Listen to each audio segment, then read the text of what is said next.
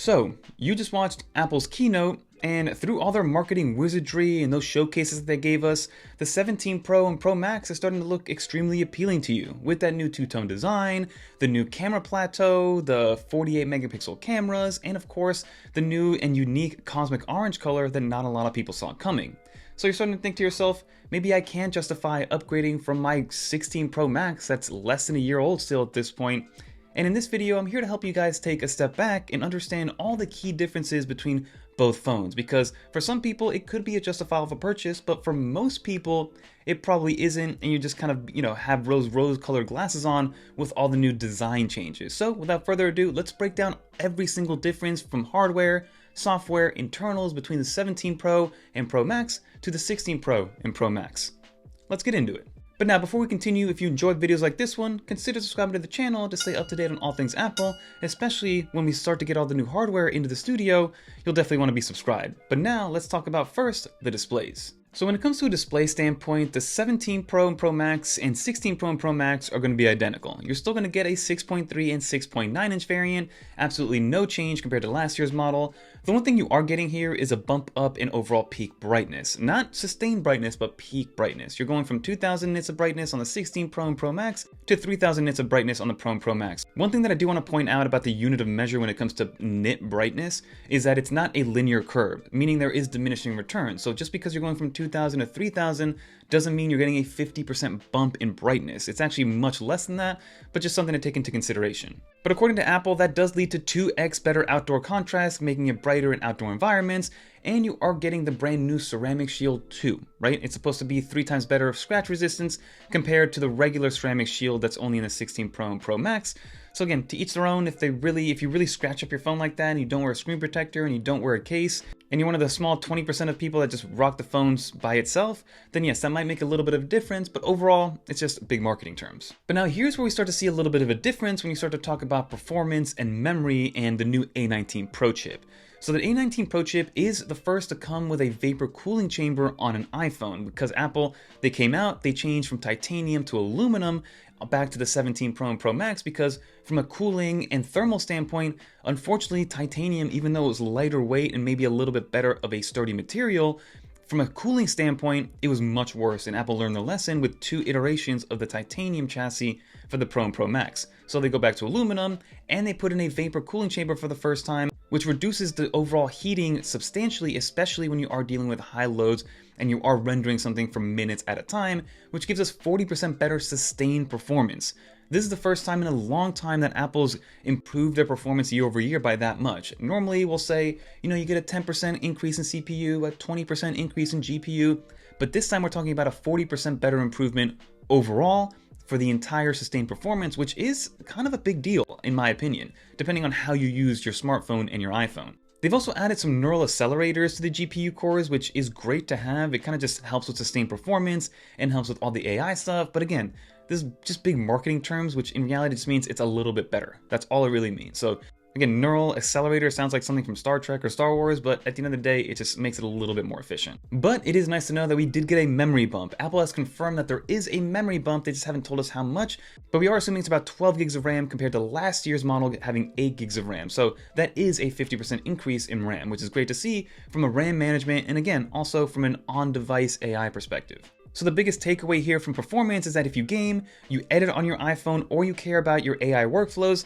you will see a decent update in performance, but if you're just an everyday user, you might not really tell the difference. So now let's go into the cameras, because I do think this is the biggest difference and the most substantial one for most people, at least the one that people are going to notice the most. Let's start off with the selfie camera. This is going to be a new 18 megapixel center stage camera, and I think the idea is honestly great, especially for the everyday user. So the way this works is normally with the 16 Pro or any older iPhone, you have to hold your phone in the correct orientation if you want that outcome to be that same orientation. So if you want to take a selfie in portrait, you take it in portrait, but if you want it in landscape, you have to physically turn your iPhone.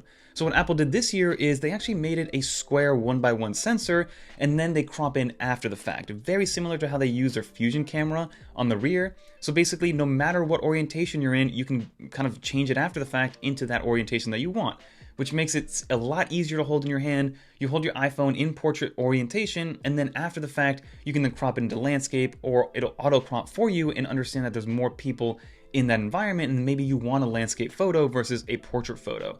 So in my opinion, that's awesome. That's a great kind of quality of life update that a lot of people will take advantage of, but they'll take advantage of it unknowingly, which I think is the best way to do it. And then the rear cameras. This is as pro gets when it comes to smartphone cameras and the iPhone. So for the first time ever, all 3 cameras on the rear will be a 48 megapixel shooter. So if you've ever used one of these triple camera arrays and you go from your ultra wide and the 0.5 all the way over to your 5x telephoto, you can see that when you move from 0.9 to 1x, there's kind of like a little bit of a shift because you're switching cameras. And then you're also switching the type of quality of camera. Same thing goes when you go from 1x or 4.9x to 5x. There's a small shift in the camera and the quality changes a little bit. Now that's all going to be a lot more kind of cohesive because they're all 48 megapixel shooters. And then because of that, we're also getting a brand new 8x optical zoom, which will be better than the 5x telephoto that we have in the 16 Pro Max right now. And the way this is actually done is kind of genius, the way that Apple's doing this with their fusion camera marketing terms, right? Technically, the telephoto lens is only 4x, right? So it's a 4x telephoto, but it's 48 megapixels. So what they're doing is they're cropping into the middle 24 megapixels of that image and giving us an 8x optical, right? Again, we're not zooming in digitally at all. We're just cropping the outside, making it an 8x optical zoom. So in theory, this should be a much better zoom. And then also from a digital zoom standpoint, we're going from 30x to 40x. And from some of the examples that I've seen, that 40x is actually good enough to take a decent photo. And it's not just a super washed out watercolor looking kind of mess that you get when you ultra zoom in with an iPhone. And then you get some video upgrades, which for most people, this is again a very pro level upgrade. You get ProRes RAW, you get Log2, and you get genlock, which I'm gonna be honest, I don't even know what genlock is, and I used iPhone cameras professionally. But you also get dual capture, which is awesome to see, especially if you're somebody who uses this for explanations, for content creation. You're gonna be able to use a selfie camera and a rear camera directly from the iPhone stock photo application, which is great to see. I'm curious to see exactly if they let us maybe do multiple versions of this, so maybe have all 4 cameras going at once. That remains yet to be seen. The example they showed was with the iPhone Air, which only has a front and rear 1 camera sensor, so that one made sense then, but I wonder if you can do all 4 cameras going at the same time with the Pro Max. That remains yet to be seen. I'm sure they'll unlock that at some point. So if cameras truly matter to you and you need the bleeding edge, then maybe the upgrade is worthy for you. But again, you're not going to get a completely different camera system, but there is a substantial improvement and maybe enough to warrant an upgrade from the 16 Pro Max to the 17 Pro Max. I mean, that would be a reason why I would upgrade for the cameras themselves, but let's see exactly how much better or maybe even worse they are once we do get them in hand and we do a physical comparison side by side. And that's pretty much it when it comes to the performance and the internals. Everything else you're going to be paying for is going to be aesthetic and look, right? So for instance, you're going from titanium to an aluminum body, which is going to be lighter and better for thermals. Then you're going to have the new camera bump or the camera plateau compared to the old camera bump that we've had for years now at this point.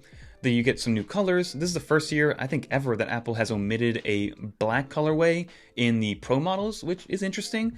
I'm probably going to go with the cosmic orange. I don't know if I'm going to get tired of it after a while, but that is definitely the most kind of a awe-dropping one, for lack of a better term. And then what's also nice is that now both the Pro models start at 256 gigs of storage, whereas previously, if you had a 16 Pro, the baseline version comes with 128 gigs, while the Pro Max version did come with 256. But now, the best deal is actually, or the best value might be with the regular 17 Pro coming with 256 gigs of storage. And then for the first time ever, the 17 Pro Max can go all the way up to 2 terabytes of internal storage, but that's going to run you a easy $2,000 before taxes. So it'll be expensive. At that price, you can get a lot of things for that price.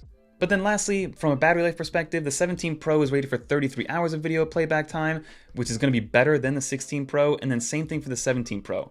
I think the 17 Pro has the ability, or will have the ability, to give you 2 full days of use, even with heavy workloads, which is something that I do. It's rated for 39 hours of video playback time, which is larger than the 16 Pro Max, which is only rated for 33 hours of playback time. So you are getting about a 15% to 20% bump in battery life, which I think will get us past a full day. Right now, I am running the beta on the 16 Pro Max, so that's been tough on battery life, but I get to the end of the day in a red battery. Like, I'm pretty much at 10% battery, and if I want to maybe use it in bed at the very end of the day, I have to plug in for a little bit. I do think the 17 Pro Max will alleviate that issue moving forward. So what's my final thoughts on this, right? Should you upgrade to the 17 Pro, or are you just being convinced by Apple's marketing terms and their beautiful videos and their beautiful marketing images and everything that comes with that? So I think it's upgrade worthy if you are super into photography and videography on the iPhone. If that's something that you need and you need to be kind of at the bleeding edge, for sure, it's worth the upgrade. Also, if you are just super into needing more battery life and you don't like to have MagSafe batteries around, that's also warranted if you want the upgrade. And then if you want to future-proof your performance, to get more RAM in there, also worth the upgrade for you. But you'll know exactly who you are if those things are very important to you, or if you just don't want to spend the $1,200 and stick with the 16 Pro Max. Because the 16 Pro Max is still a strong choice. It's still an amazing phone. It can still run everything. There's nothing exclusive software-wise that this phone will not be able to do that the 17 Pro can do.